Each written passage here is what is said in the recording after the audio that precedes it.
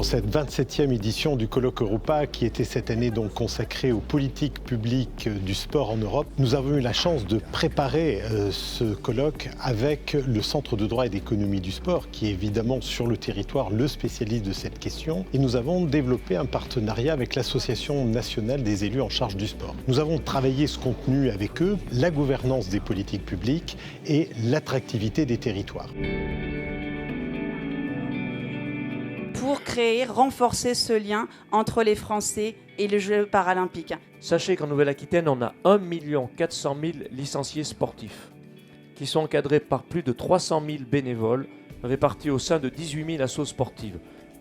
J'aurais peut-être dû commencer par ces chiffres-là d'ailleurs. Ça a été une journée extrêmement riche, d'abord parce qu'on avait la chance d'être accueillis dans ce lieu emblématique qu'est le stade de Beaublanc, que la municipalité de Limoges nous a offert pour pouvoir déployer notre installation. La salle panoramique du stade de Beaublanc était un écrin merveilleux pour accueillir cette 27e édition. Le sujet des sports, bien sûr, s'y prêtait à merveille, car aujourd'hui, la politique publique en matière de sport offre, en termes de gouvernance, une complexité suffisante pour qu'on en débatte au niveau européen, pour qu'on démêle qui sont les acteurs, comment s'organisent les rapports institutionnels entre eux, quels rapports ils entretiennent avec le monde associatif et aussi, on l'a vu, avec le monde socio-économique et aussi avec un autre acteur qu'on oublie souvent, qui est le bénévole. Qu'est-ce qu'on fait pour avoir des bénévoles qui se sentent reconnus?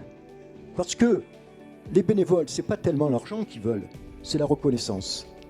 C'est la reconnaissance de l'importance de leur mission. Le succès de cette opération, il est dû, vous l'avez compris aussi, à la préparation en amont avec le Centre de droit et économie du sport, bien sûr avec Charles Dudognon qui en est son directeur et qui effectivement nous a dressé un panorama très intéressant des critères d'attractivité des territoires par rapport aux politiques du sport. Le sport peut participer à l'identité de certains territoires. Le sport peut participer à l'identité de certaines collectivités. J'irai même plus, l'identité sportive est un des éléments constitutifs d'une identité territoriale.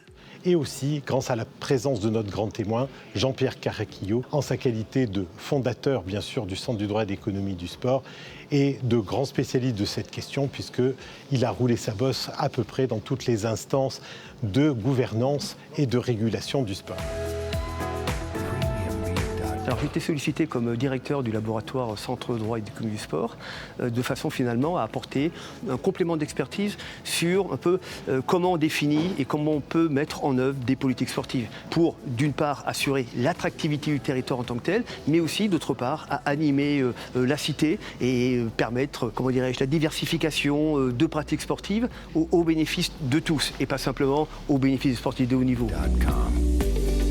Pour assurer la qualité, le contenu scientifique de ce colloque, nous avons, comme à l'accoutumée, fait appel aux experts du réseau Europa, juristes, sociologues, économistes. Ils proviennent de plusieurs États de l'Union européenne. C'est pour ça que nous avons eu le plaisir d'accueillir nos collègues allemands, bulgares, espagnols, hongrois, italiens, néerlandais, roumains et slovaques. Leurs échanges nous ont permis effectivement d'avoir des approches comparées sur les deux problématiques de ce colloque, encore une fois, la gouvernance et l'attractivité des territoires.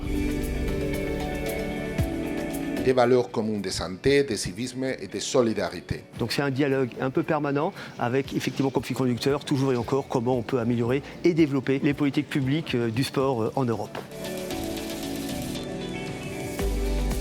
Les débats ont été extrêmement riches, l'attention de la salle a été soutenue et nous avons une participation en présentiel exceptionnelle cette année, ce qui me fait dire que cette 27e édition du Colloque Europa a été un plein succès.